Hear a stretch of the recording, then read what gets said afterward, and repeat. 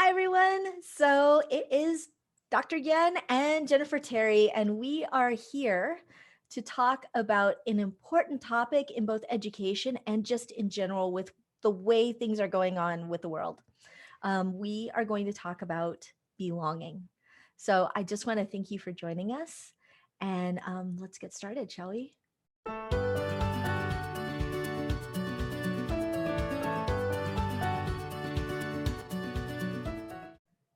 Okay, so why is the subject of belonging important? What I plan on doing in this video is I'm going to talk, you have to forgive the dog because she thinks it's important too. Belonging is so important when it comes to learning and having students have a sense of belonging. She says, yes, that is absolutely correct. And belonging is also important for us as teacher leaders. Jennifer, just let me know if it gets too much. I'll do something about it. She's just chiming in. So why is belonging important when it comes to students? There is a nifty theory that I absolutely love called self-determination theory. And self-determination theory talks about the environmental conditions that we need as human beings in order to be internally motivated to learn, to pursue something, to do certain things. And in self-determination theory, there are three factors that need to be satisfied before that internal motivation kicks in. One is the feeling of competence, that you as a person has the ability and knowledge to accomplish whatever goal it is. The other is belonging. When you're in a community, when you're in a space and you feel you belong to that space, or when you're connected with somebody who believes in you, who believes in your abilities, who makes you feel like you're there and you're invited to be in that space, we are also motivated to pursue. I mean, how many times, I'm sure all of you can relate to moments where, you may not have been motivated, but you had somebody there who said, no, get up, let's do this, right? That's that feeling of relatedness or connection that I'm talking about. And then the third thing is autonomy. Knowing in an environment that you have a choice and that you can make choices for what you want to do and what you want to pursue. So those are the three things: competence, relatedness, and autonomy. So for a student, if they don't feel like they're welcome or they belong in your class, they're not going to want to participate. That's just the way it is. So there's a converse to that. But at the same time, if that students develop strong ties with you, strong ties with their teacher, then they're going to want to continue to pursue. One of the studies that I did a couple years back, I asked one of the undergraduate engineers, she was a female engineering undergraduate student who was about to graduate. I was like, well, what was one of the things that attributed to your success? And she said, it was the fact that I had mentors who believed in me. That's all I needed.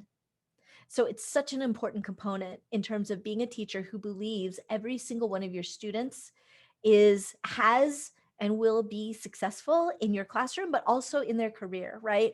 If we believe that in all of our students, just that belief alone can change a student's commitment and motivation to complete whatever it is that you ask.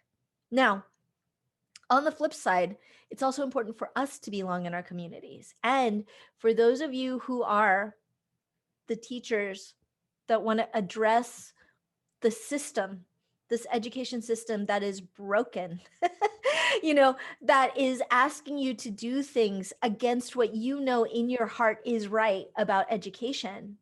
It's really hard to belong in schools where you're thought of as the maverick, the outlier, the rebel, right? So we're going to speak to that today. And I'm going to open the stage and invite Jennifer to talk to that in terms of what we can do to address those things. So go ahead, Jennifer. Okay. Yen and I were having this discussion because my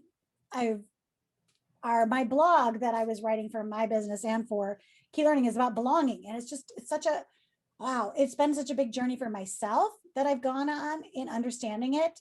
Required therapy and all sorts of things, people. It's not easy. Belonging is not an easy thing. And one of the key resources that I've used in my own journey is Brene Brown's work. Mm. And I just kind of want to share some things from Brene Brown's work because it really resonates with some of the student resources I want to talk about in a minute. But she has the concept. She wrote a book called Braving the Wilderness. If you've read it, um, if you're looking for a book to support you on your own journey in understanding belonging, uh, great book to do. So Braving the Wilderness, Brene Brown. She was a teacher, by the way, in case you're wondering. That's how she started. So she writes this. I'm going to look over here on my other screen. So it says, true belonging is the spiritual practice of believing in and belonging to yourself so deeply that you can share your most authentic self with the world and find sacredness in both being a part of something and standing alone in the wilderness. Now, this next sentence is the one that just caught me. It says, true belonging doesn't require you to change who you are. It requires you to be who you are. That's Right? huge.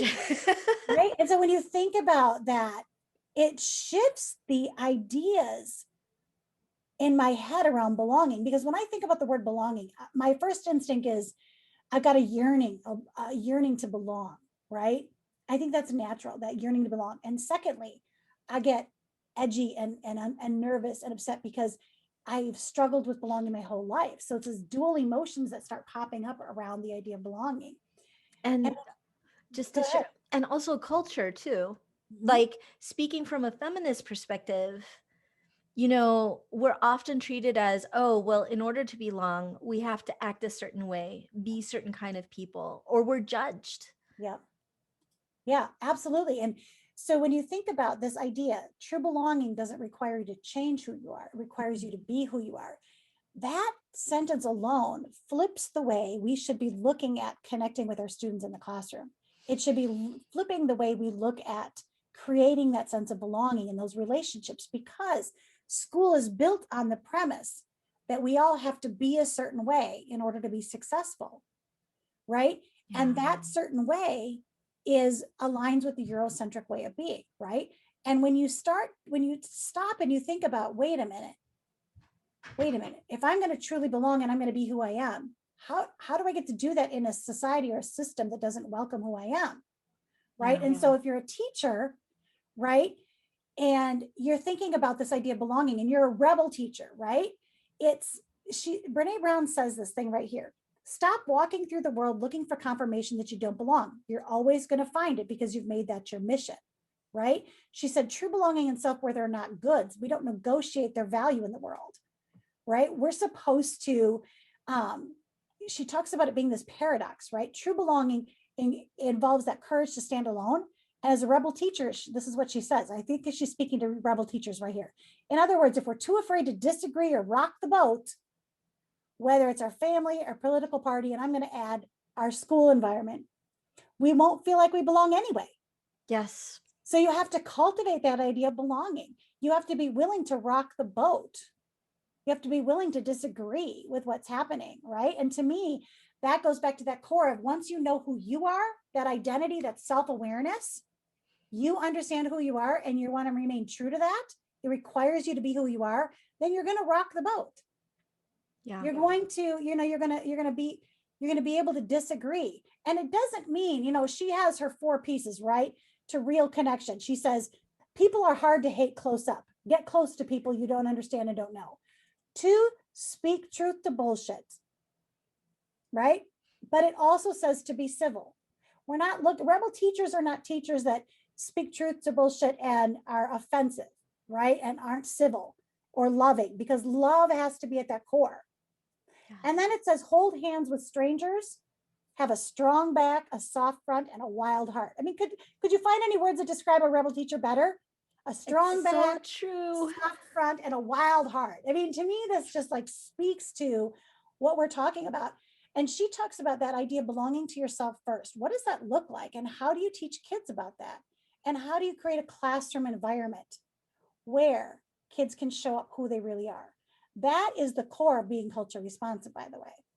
Yes. That's that core of being culture responsive. It starts with identity, and it And starts with being yourself. and I would also like to add too, one of the ways that it shows is even how we acknowledge whether or not a student learns something. Mhm. Like if you think about a typical classroom, how it's learned is based on a test score, it's Mhm. based on writing, or it's based on responding. So that's the reason why when you see a lot of the materials that we have in key learning, you know, it's about acknowledging multiple ways of expressing learning in the head. And that expression is part of inviting a student to express their learning and their understanding in ways that are authentic to them.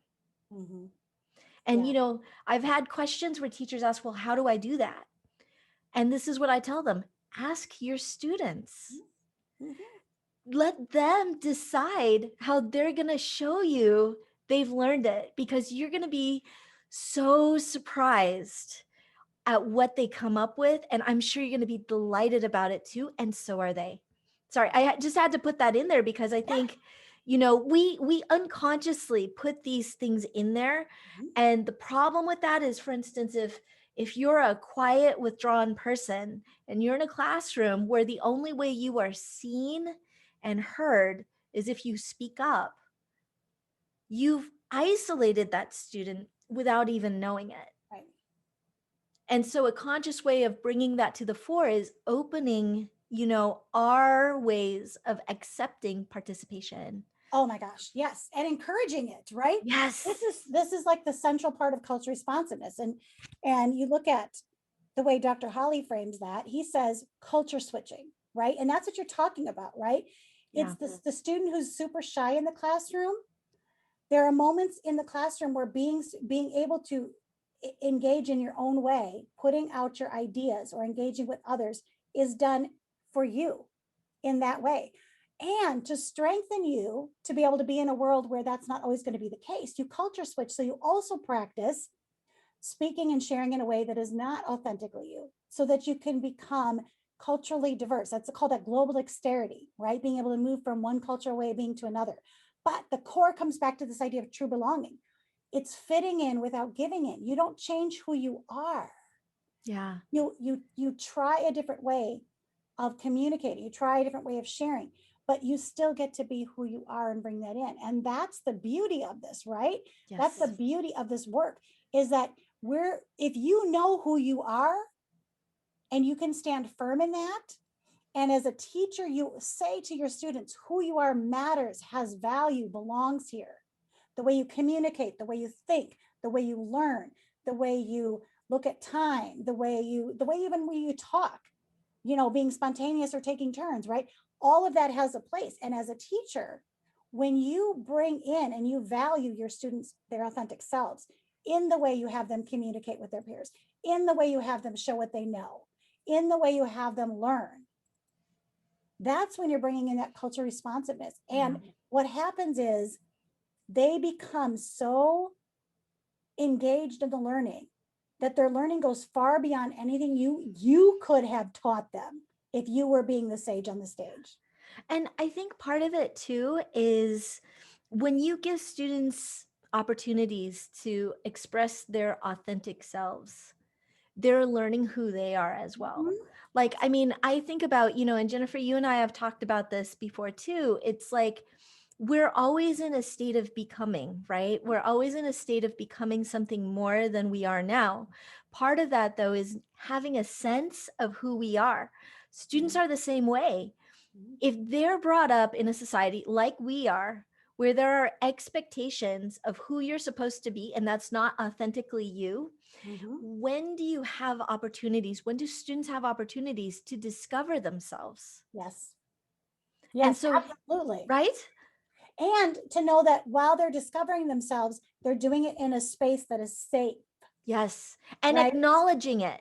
Like Yes. a big piece of identity work and positive identity work is acknowledging, those different ways of being your authentic selves. Yeah.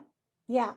I just love that because, when we think about I'm going to go back to that idea of the rebel teacher, right? The rebel teacher. Jennifer, your camera is shaking a lot. I'm not sure Oh, why. sorry. So Is that it's better? okay. Um, it's yes, now it's evening out. I just thought I'd tell you because I was getting a little seasick. Oh, that's yeah. I think it's because of my desk. I need a stronger desk. I'm using a Huh. table. So, Okay. so I Sorry. want to go back to the idea of the rebel teacher, right? And thinking about how that starts with Mm, belonging. Okay. And it seems weird, right? Because we're talking about stepping out, right? Stepping out of a yes. community or whatever. But I just don't think you can do it unless you really understand who you are at your core and you understand what your identity is and you understand what your purpose is, your why, right? Yeah. That's when Yeah. I think you're able to step out and you're able to move into those pieces of doing hard things, right? Yes. Speaking up, asking for what you need, saying, making space for others to ask what they need, right? Rocking the boat, Yeah. disagreeing, right? Because if you know who you are when somebody disagrees with you, it's not saying you're bad. It's just looking for like understanding. And so that idea of when you're talking about social emotional learning, you start with that self-awareness. Then you move into self-management, knowing who you are and how you are in spaces. Then it moves into relationships and social. How do you fit in and belong in those different spaces? But you have to be you first so that you can fit in and belong in those two spaces. And that's what a rebel teacher has to do. Yeah. And I think as you're saying that, it makes me think too that we always have this negative connotation that if I'm not like everybody else, it's a bad thing. Yep. If I'm not, conforming, or if I'm not like the herd, it's looked down upon. I Mm-hmm. stick out and this is really bad. But then if you think about your life, right? Like, and I'm talking to you, the Mm-hmm. audience here, I am almost positive you are always in spaces where you don't feel like you belong, which means it's not that we don't belong, it's that you're uniquely you. And that's good, right? Like if we have to change who we are in order to look and be and do like everybody else, it's you kind of lost it. You're Mm-hmm. not there anymore. But if we first come to center, and one of the things that I've talked about in the past about coming to center as a teacher is that moral center, the core of who we are as teachers. And if you've been in teaching for a while, especially during this year, and you're like, I don't even know, I don't even care anymore, I don't even know what day it is, I get it. Your moral center, though, is what made you start teaching in the first place. When you signed up your very first year, before you like stepped into your very first classroom, the night before, when you're sleepless and excited to go in there for the first time to teach those students, that's your moral center. The vision you had for what you wanted your classroom to look like, the vision you had for what you wanted the world to look like, who you wanted to reach. That's your teacher identity. And I would start there, right, Jennifer? I mean, that's Yeah. Yeah. I would start there when you're thinking about, um, when you envision like not the perfect day, but the best day of teaching, right? When you yeah. think about that best day, what does that look like, sound like, and feel like, right? Because I'm willing to bet that there's a sense of belonging somewhere in the way that feels, right? Because your best day is when you feel safe, like when you feel supported, when you feel valued. And for me, it's about creating that space for others as well. And so when you think about that, when you talk about that, that's what comes to my mind, right? There's a quote in one of the books that I use with students. It's called A Kid's Book About Belonging. Amazing. It's just straight talk to kids. And they talk about in here the idea that you have to belong to yourself first. And they explain it to kids because it says sometimes when you don't fit in or you don't belong, right? It talks about it feels unsafe, lonely, painful, scary. It feels like you're getting picked on or left out. It feels like you're uncomfortable. in your own skin, right? Like you're wearing a mask to fit in. And they say in here that belonging is so essential to our lives. When you don't have a sense of belonging anywhere, it feels like you're living in a world without oxygen. Just think about that for a minute. What does it feel like when you don't have oxygen? You're suffocating, right? You can't function. Your best day, I'm sure, doesn't feel like you can't function, right? Your heart, your mission is about functioning at your best, and to create those spaces where students feel like they're safe, they belong, and can function, right? And can be their true authentic selves. And there's just, I don't know. I guess I'm going to tell you back. I moved 18 times before I graduated high school. I went to 9 different schools. Oh, And I'm going to say that when I think back to, in my therapy, they were asked, because I struggle with that idea of fitting in and belonging, because I don't feel like who I am belongs in a lot of places, because I'm very different. I'm different in the way I think. I'm different in the way I process, right? You and I have talked about that a lot. And people can't always understand me. And as a teacher, one of the things I love most about being in a classroom is I get to create an environment where I get to be me. And that means students get to be themselves. And all those years in school, I never felt like I belonged. And she's like, my therapist said, think about a time, the first time when you felt like you didn't belong, and you can remember naming it for yourself. And I went back to 7th grade in the lunchroom at one of the new schools I was in. And I was sitting there watching everyone else. And I just said to myself, you don't belong. And I just finally named it. And I just kind of put that out there. And I was a really sad moment, but it was also a telling moment, right? And it really shaped that. I've always known I wanted to be a teacher and work in education, but I think it's because I never felt like I belonged there. wow. Right. And so Yeah. for me, creating that sense of belonging for students just resonates. And that's why when I, heard Dr. Holly speak about culture responsive teaching, everything sort of just shifted and clicked, because I realized that who I am based on my cultural behaviors, right? I am who I am because of my culture. And that my whole desire to create a space, a classroom, a safe spot where kids get to be themselves, was they get to be their authentic cultural selves, right? And that they could belong somewhere. And I've had kids say, I've never wanted to come to school until you were my teacher. And it's not that I'm this fabulous teacher, people. I mean, I don't have higher skills than anyone else out there. It's about that innate desire that I have based on my own experience, I think, to And create that for my kids. and you also talked about this before too. It's like once we belong to ourselves, like we've accepted who we are, we've committed to being who we are in any of these spaces. And I think that's a big one, right? Like when we talk about our signature program, the Fierce and Fearless STEAM Teacher Program, which starts in July, when we talk about the signature program, Fierce and Fearless, we labeled it because fierce and fearless means so many things to different people. And the way I interpret that is being fierce about who you are, about what you believe in, and then proceeding fearlessly, or I should say, proceeding as if fearlessly, right? Yeah. That to me is like, when I started this program and I started drafting out naming it, I was like fierce and fearless, because it's all about fiercely claiming yourself, your belonging, and fiercely going forward to do that for others as well. Yeah. But like Jennifer, you talked about this with commitment, right? Like once you find yourself, you're not done. Yeah. Then what? Well, and that's the thing, right? So it's constantly about understanding who you are and really developing.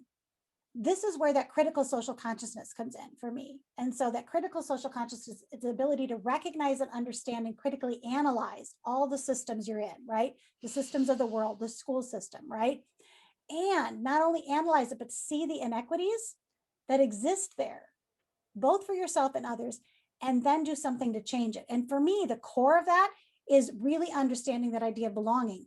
Because if I know who I am, right, and I'm going to be true to myself, and I want to create spaces for others to be that same way, I'm going to be able to look at a system and analyze it for how others get to belong there. Do they have to conform or comply or assimilate to belong to that system? If so, that's not the correct Yeah. system. The system is not functioning, right? If there's only one way of doing things, one way of taking a test, one way of showing you no, right? That's a system. When you look at that and you understand, you're developing a critical social consciousness, you develop an understanding of there's multiple ways. And Yes. how do I create a system that's equitable for all by changing that, right? And to me, I haven't always named it as belonging, but I know we're doing this work on belonging, and it just feels like that. I just keep coming back. It requires you to be who you are, and I just can't Yes. get away from that wording because it just like struck something in me. Because it No. means so much, Yeah. like and I think this is a big piece of it too, and I think it touches on so many things about like what's wrong with a lot of our systems. Mhm. And I think one of those pieces, especially, and I'm going to speak to women here, especially when women, we live in an inequitable society that treats us differently and judges us no matter who we are. Let's just face it, right? You're either, um, too smart or not smart enough. You're either too skinny or too fat. You're either too outspoken or not speaking up when you're supposed to.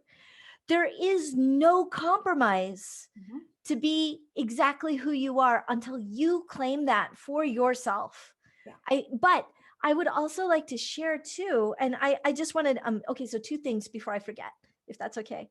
One is when Jennifer talks about the cultural piece, being an immigrant, I faced not belonging in very different ways. I Mhm. was the only Asian kid in Fresno in a class of white kids. And I have to tell you, I changed my name because my original name Hatu was made fun of. So talk about like how you remember when you didn't Yes. belong. Ah, And back then it was okay, right? Like I was ashamed of my name. I even told my mother this. Anyways, another story, no need for tears now because it was an emotional point for me. But you know going back there, right? Like the idea and the reason why my parents chose to live in a white neighborhood and go to a white school instead of, because I was begging, I was like, why can't we go to San Jose where there's a community of Vietnamese? They know me, they would accept me. I would go to their schools, I could read their language. Why not? Because my parents wanted to assimilate because they saw whiteness as success. mhm. It's the melting pot, right? We hear this all the time, the melting pot. Well, I'll tell you something. Um, as I started looking at these systems and what the melting pot does to us, the melting pot is fondue, where everything you dip in becomes soaked in melted cheese. What we're looking at is a vision of, instead of the melting pot where people's identities are liquefied into no longer feeling your authentic selves, Mhm. it's about a salad. That's It's it. a right? Yep. It's the mixture of all these pieces and savoring the uniqueness that we all bring to the table. Yep. The reason why diversity is so important, and people ask me this, why is it so important to you that we do cultural responsive teaching? Why is this so important that equity is on the table when we seem to be doing fine? Here's the difference. When we have a problem, I would rather have 100 different views and approaches and solutions to that problem than just one. Mhm. There's the difference. The melting pot is one thing, one texture, Mhm. one way of viewing things. A salad is diverse. You Mhm. can then pick from there the things you need, but you can't do that without diversity. And then now that I talked on this, I totally forgot what my second point was, Jennifer. So I No, apologize. but I love that because actually in the book Roots and Wings, that's what they talk about. Actually, in Canada, they Uh huh. use the metaphor of a salad for their idea of how they look at people coming in. They want multiple perspectives. They want different identities. If you look at education, I know we've said this before, but you go back to the beginning when it started, and it started by saying, you have to give up who you are, your cultural way of being, your name, your identity, and Yes. conform to this white Eurocentric way of being. And they've stripped all that away, right? And this is why education is still where it's at, because they've never corrected that first way of looking at the way we do school. And you look at the way that, they look at even females. I mean, next week in Culture Responsive Minds, CLR for Students, sorry, we are talking about like a girl. It's one of our lessons. Oh gosh. Right? Yes. What does like a girl mean? And it's, so we talk with the kids about, think about whenever someone said like a girl, you throw like a girl, you run like a girl, you act like a girl, you cry like a girl, right? All those negative connotations of like a girl. And what we're asking people to do is to stop and think about and reframe what like a girl means, right? Like a girl means strong, kick ass, a warrior, right? Someone who can run fast, who is smart, who can do anything, right? And so thinking about helping kids talk about reframing the way like a girl is brought up, because what happens. And to share that though, there's a classic example of how our identities are stripped away from us. Right? Growing up, we're girls. We grew up as girls. There was no other way of being. At least for me, I identified as a girl. So when somebody said like a girl, well, does that mean because I'm a girl and like a girl is negative? I don't want to be that, right? Like that's the automatic connotation. When you have negative undertones to the things that you're saying about somebody's identity, those sayings are stripping away the uniqueness of individual people who own that. And we do it with girls and boys, because then we talk about like a guy, right? What do you mean? Like guys can't be emotional, guys can't be this or that. And we take those heterosexual norms, white European heterosexual norms, and we apply them to all people. And that's where we literally have created a school where if you don't conform, you don't belong. And that's not okay. It's not acceptable. And that's why people check out. Yeah, they're not going to learn. They're not going to learn at their best. They're not going to become their best authentic selves. They're not going to become as successful as you want them to be. You're not going to get rid of the gaps until we change the way we do school and the way we look at identity and belonging for our students and for others. I just think it's a huge part. Totally important. Okay, you want to wrap this up? Yeah. Last words. I want to do 2 recommendations, right? Okay. So you're looking for ways to talk to your students about belonging. This is my first one, A Kid's Book About Belonging by Kevin Carroll. It digs right into that idea of what does belonging look like and feel like, and why we have to belong to ourselves first. The second one is Morris Micklewhite and the Tangerine Dress. Now, I don't know if you've ever read this book, but this book is about a boy who starts on his journey in school. And the first thing he finds is this tangerine dress that he just loves. And he puts it on and he wears it all the time. And in that book, it goes into boys can't, girls are, boys can't, girls can't. It just starts digging into those hidden messages that we talk to kids about in the way that you have to be girl or boy, right? And he struggles with this, and it's how he finds his way. And he brings his classmates to understand that just because he wants to wear this dress doesn't make him any less of who he is, right? Who he is a boy who likes to go on adventures wearing this tangerine dress. And to me, that book exemplifies the experience that teachers should be looking to create, where the student had to create it himself, right? But we should be creating that experience for our students. And so that I would just say, bring these in, talk to your kids about them. Check out CLR for Students. We've got lesson plans on all these topics, right? And at Fierce and Fearless, you're going to get cracks at these. I'm going to be giving freebies away when we do our classes. Oh, yeah. For sure.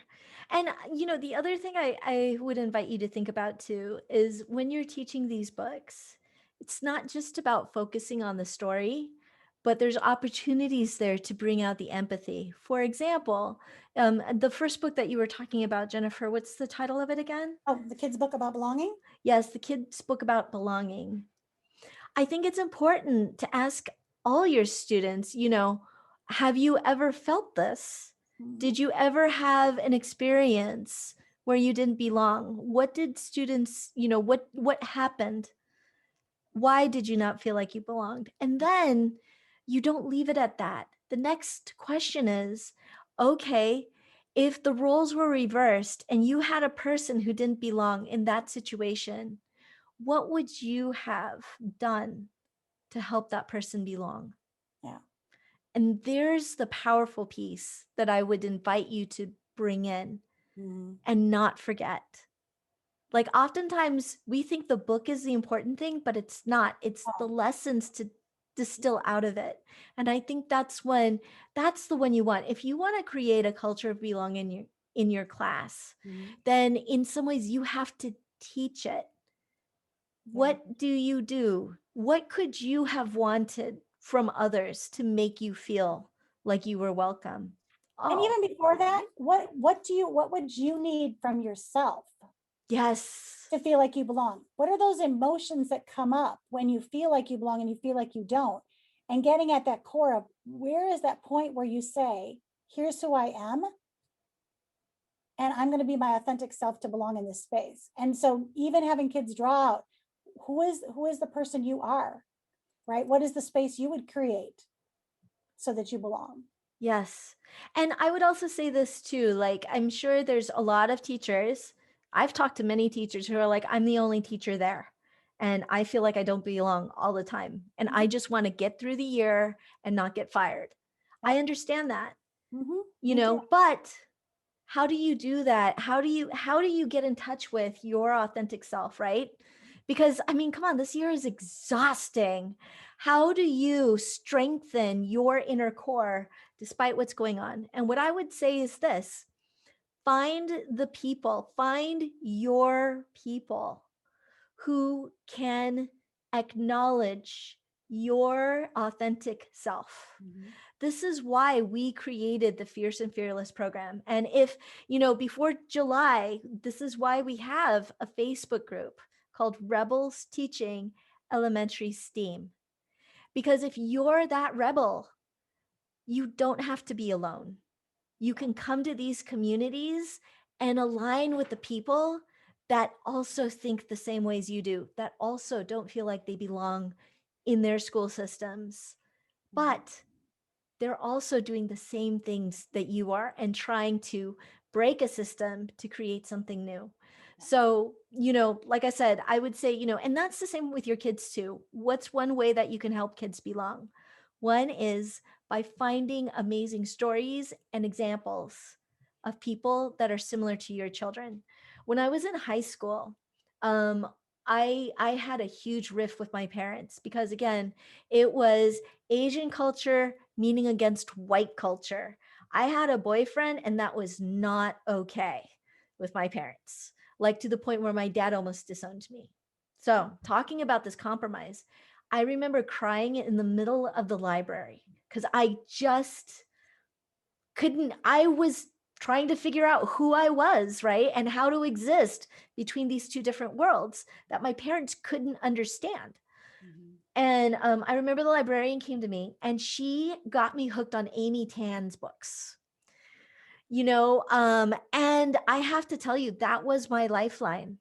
Even though she was Chinese American, she still wrote about things that I could relate to. Mhm. And I could be like, oh my gosh, I'm not alone anymore. I see that I'm not the only freak that is experiencing this. There are others who have, and they turned out okay. This is why we always talk about role models. We Mhm. always talk about acknowledgement. We always talk about like representation. Why does it matter? Because it's about getting people to feel they belong. Yeah. And when they feel like they belong, you've just opened up the world to them. Right. So Well, it's a good talk, Anne. We can Yes. talk forever. So. Thank you so much, everybody, for joining us today. And like I said, we've got our Facebook group. Hang out. You can email us. All the links are going to be below for you. Thanks again. Bye.